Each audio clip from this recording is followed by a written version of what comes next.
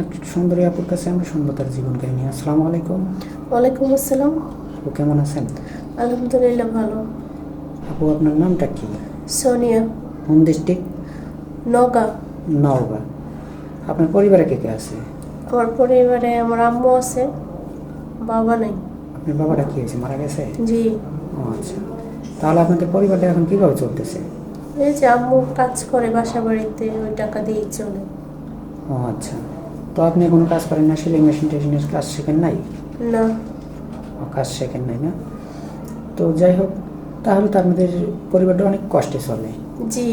ও আচ্ছা, বুঝতে পারছি। তো মূলত আমাদের এই ক্যামেরার সামনে কেন আসছেন? আসছি, আমার একজন ভালো জীবন সঙ্গী লাগবে। ও আচ্ছা, দরকার। আপনি কেমন বয়সী লাইফ পার্টনার চাচ্ছেন?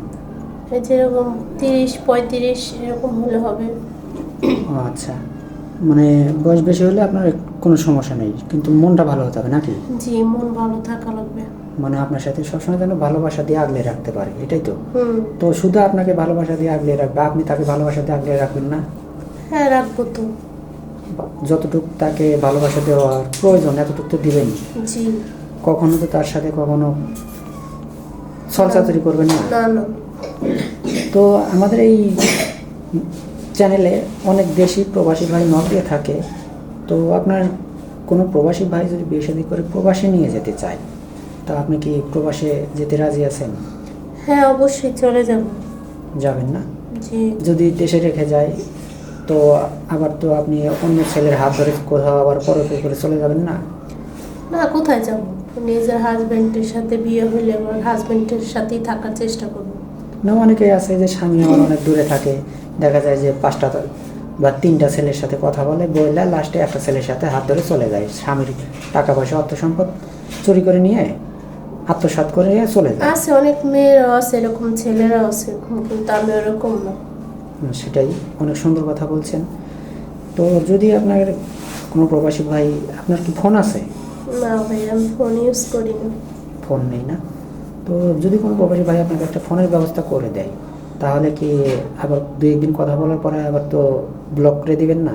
না না, বলো করবো কেন? যে আমার মোবাইল কেনার টাকা দিবে, তার সাথে তো আমি কথা বলবো।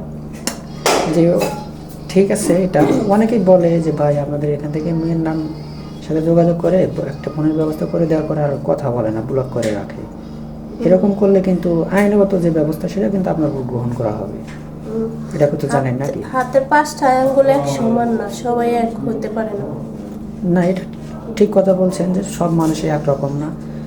কেউ আসে ধোঁকাবাজি করার জন্য, আবার কেউ আসে যে একটা জীবন সঙ্গীর জন্য। তো যাই হোক, আমাদের নাম্বার দেওয়া থাকবে। আপু, আর একটা কথা, আপনি তো মুসলমান নাকি? জি। ও আচ্ছা, নামাজ কালাম পড়া হয়? হ্যাঁ, অবশ্যই। ও আচ্ছা, তো আপনি লেখাপড়া কতটুকু করছেন? 8 পর্যন্ত পড়ালেখা করছি। 8 পর্যন্ত লেখাপড়া করছেন। তো আমাদের নাম্বার দেওয়া থাকবে, ইমো হোয়াটসঅ্যাপ আছে, কেউ অযথা ভিডিও কল দেবেন না। ভালো থাকবেন, সুস্থ থাকবেন, এবারে শেষ করছি। আল্লাহ।